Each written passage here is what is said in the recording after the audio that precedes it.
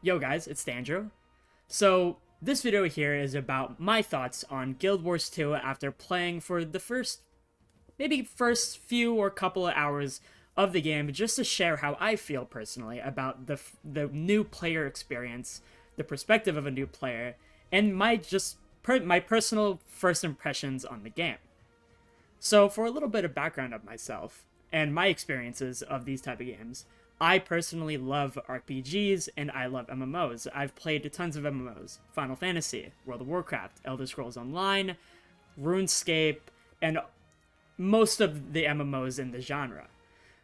Now, I've been playing World of Warcraft since 2010, from pretty much the end of Wrath of the Lich King to Shadowlands, and I've been playing Final Fantasy since 2020, in the middle of Shadowbringers. Now, my opinions on Guild Wars 2, I'll say right now, let me preface, are going to be very limited, and only based on my first impressions, to really help anyone also wondering if they want to play and don't really know if they want to play, or if it's worth the first few hours of their time. So, if I mess something up, or maybe if I give some amount of misinformation because I didn't understand something, please comment below so I understand, and maybe I can give some sort of a disclaimer to make sure that nothing is really misunderstood. So to start off, let's start off with the first thing that everyone sees once they start the game and want to make a new character, which is the character customization. The character customization, in my opinion, it's nothing super special, but in my opinion, it does get the job done. I think there's a little bit of personality to it to make your own character that you really connect with or enjoy. So I think most people will be relatively happy with it. I could see if some people aren't or won't be happy with it, but in my opinion, I thought it was pretty okay. I think the coolest part, though, about the customization is that after you are completely done with customizing what your character looks like, you actually get a little bit of backstory of yourself for your character, to immerse yourself a little bit in, your own character that you created. Now, I decided to choose a ranger because I enjoy a survivalist, adventurer-esque aesthetic, and I was able to choose my own pets right from the start, which I think is pretty cool. Although I do wish that maybe I could tame other pets, or maybe had chosen of a wider range of pets instead of just a couple of choices in the beginning. But overall, I think it was pretty good. I expect that for other classes they will be different, but this was just my personal experience on character customization for a ranger. Now, for the story. So, for the very little amount of time I've experienced the story, I've only played it for the first couple or a few hours. It's enough to keep me interested. I think it's pretty interesting. I like the whole aesthetic of humans being close to extinction, and this race of humans has been beaten back again and again and again, only to rise up again and continue thriving as the human race. It seems like this human race in this fantasy world is the huge underdog in this story, compared to most fantasy worlds where it seems like the human race is the huge bastion of the world, like the massive thriving kingdoms of humans, or it seems like they might be the only thriving kingdom in the world. But I think this is a very interesting story, for at least for the human race that I chose. I chose humans as my race. I'm sure that the story for other races are probably different. I assume so, at least. And honestly, I think this underdog story for the human storyline, at least, is very interesting, and I look forward to learning more. I also enjoy very much that my character actually has voice lines, which I honestly did not expect. And it seems like the characters have voice lines for important cutscenes, because my voice doesn't play all the time in the cutscenes, but it does play for cutscenes that do seem relatively important. So I think it's a nice touch, and I think it's nice to also see that other characters also have voice lines in those cutscenes as well. Of course, in my opinion, there can be negatives to having a voice for your character, because a lot of people like to immerse themselves in their character and only hear their own voice. But I think overall, I think the voice actor is really good. Very good voice actor. And, maybe we'll see where it goes. Maybe there will be negatives, maybe there won't be, and will only be positives for having a voice actor for your character. But I will learn that as I go. But the most important part that most people are probably wondering is the combat and gameplay. And this part is honestly the most interesting to me. I actually have personally enjoyed the combat and gameplay so far in my first few hours of Guild Wars 2. What I think is very unique that I want to touch on the first part of this part of the video is that in Guild Wars 2, you actually have two different modes of combat, which are tab targeting, which is very akin to MMOs like World of Warcraft and Final Fantasy, where you tab target enemies, and that is your main mode of gameplay. But on top of that, there is also an action combat, action RPG mode, which is more akin to an MMO like ESO or to normal RPGs that aren't MMOs. I'm pretty sure that this is a toggleable and interchangeable option in the options menu. I don't actually know personally, but I'm pretty sure I was just only started off with the action combat, action RPG mode. I never really checked to see if you can change it, but I do know that it exists. And honestly, the action combat mode, it feels very smooth. It feels very weighty with my abilities, which is always satisfying. So overall, it's pretty good. Not too bad. The gameplay, or the game itself, automatically just sends you out into the world to explore without really much direction, besides a compass telling you, there's a quest nearby, and you should go in that direction. There's a tiny compass in the top right that tells you into the direction that you should go, at least. I personally enjoyed this because I really love exploring. I love wandering around and not knowing where the hell I'm going. I have no idea what's over there. Oh, that place looks really interesting. I think I should go over there. It looks cool. But I just love exploring new things and just relatively finding new things in general. The game itself seems to reward you for actually doing this, because you get experience points and achievements for doing just this thing, and a fair bit amount, honestly. And I really appreciate this, because it seems like a lot of MMOs these days just tend to put you on an on-rails roller coaster, and you go into one direction only, and there's not really much choice that you have besides going in that one direction, else you can't continue at all. So honestly, I really enjoyed this. I think this is a great part of Guild Wars 2. I don't know if this is just for the beginning, or maybe it's for the entire game in general, because this is my impression of the first few hours, but I really enjoyed this touch, and I hope it does continue for as long as possible, because I love doing this.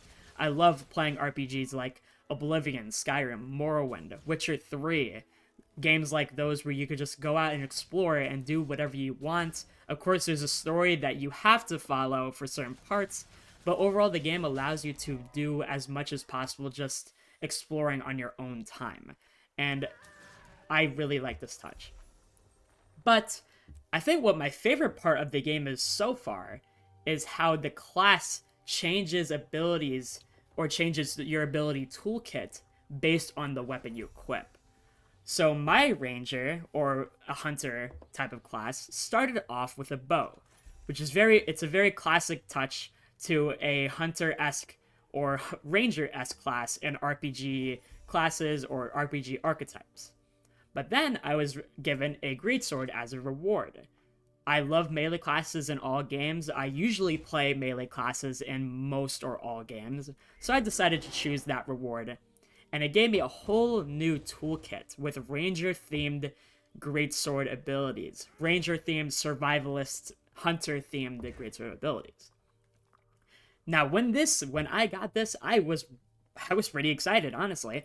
I got this whole new toolkit of abilities that were so cool, and they were just greatsword, hunter-themed, survivalist-themed, and I felt very excited to get this, and I really enjoyed it. I really enjoyed the melee combat. It felt super weighty. It felt very satisfying just to get every hit in.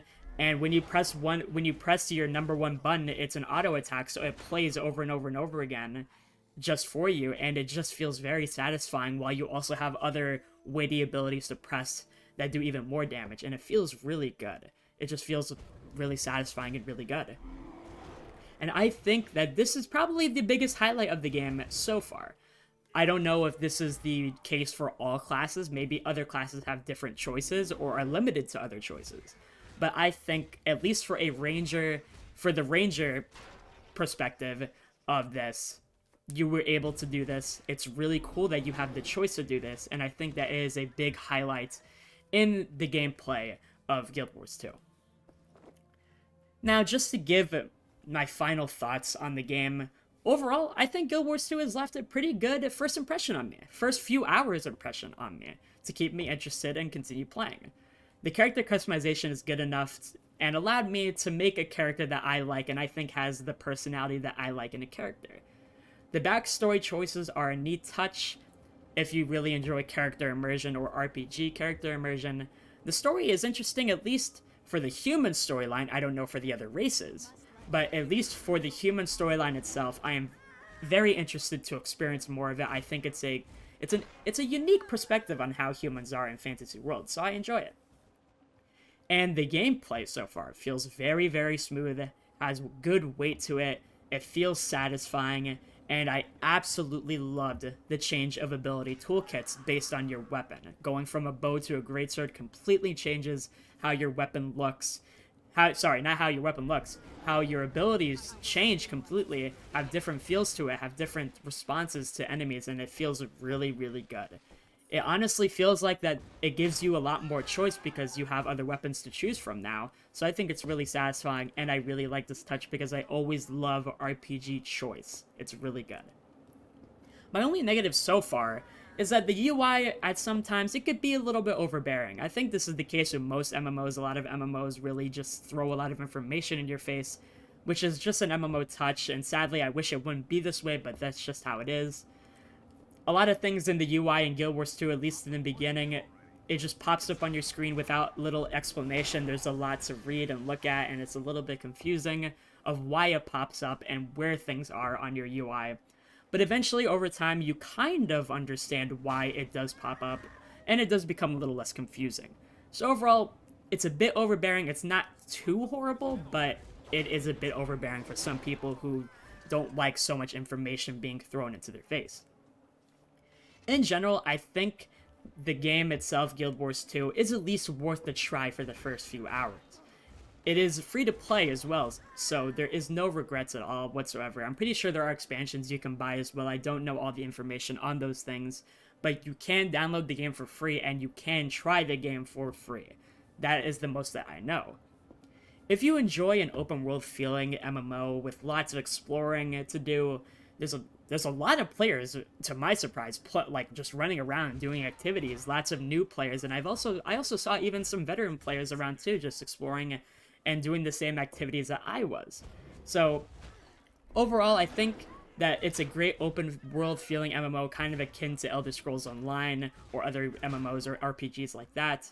There's a good amount of freedom with how your class plays and feels, allowing you to change different weapons. It gives you a whole new toolkit based on the weapon you choose.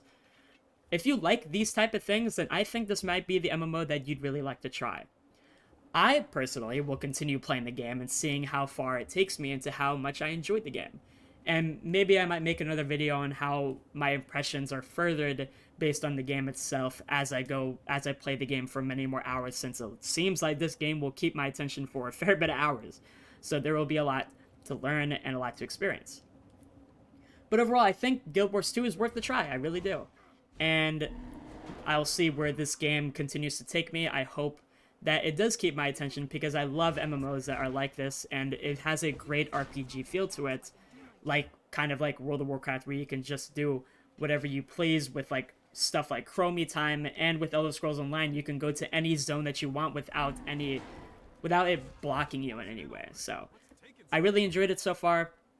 I hope to keep going with it, and I'll see how far it takes me and give more impressions on it as I go on. So I hope anyone that watched this video has enjoyed. I hope that if you were having any questions or wondering how the game feels in the first few hours, this answered your questions, or maybe inspired you to give it a try. But I think that you should give it a try, because in my opinion, it was a good first few hours for me. So thanks for watching, guys. Please comment, like, subscribe, comment below if there's anything that I got wrong or gave a little bit of misinformation on, or maybe was a little bit confusing on. Please comment below to let me know so I can clear up a few things and give a disclaimer in case that is the case. So thank you for watching. I hope you guys enjoy your day, enjoy your week, and I'll see you guys in the next video. Take care.